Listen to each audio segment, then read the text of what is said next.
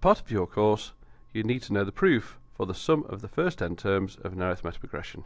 Now remember, at any point during this video, you can pause it and then write down the next line to help you with your revision. So let's start by looking at the nth term of an arithmetic progression. This formula you should recognise from the first part of this work that we did in previous lessons. Now we're going to generate the first term, the second term, the penultimate term and the last term of the nth term series. So as you can see, the first term is a, the second term is a plus d. Jumping to the last term, that's term n, that's a plus n minus 1d, because it is the sum of the first n terms, so that's the nth term formula itself. The term prior to that has one less value of d in it, so therefore it's going to be n minus 2 just here, and that's the hardest one to remember, so you need to pay particular attention to that. So what we're now going to do is write down the sum of all the first n terms.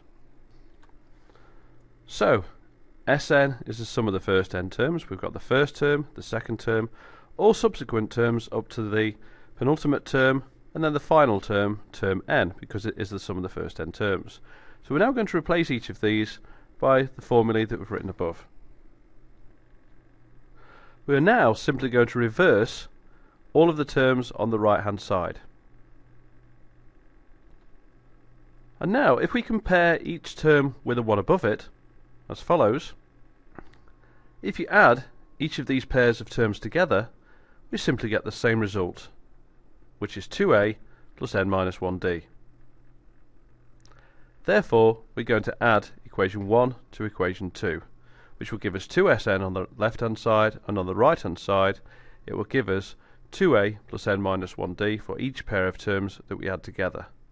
And there are n of these, because we're taking the sum of the first n terms.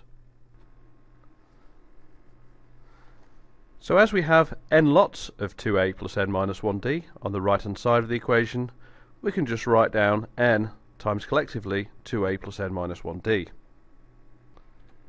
The final step is simply to divide by the 2 that we've got on the left hand side to produce the final formula, as we can see. And that concludes the proof.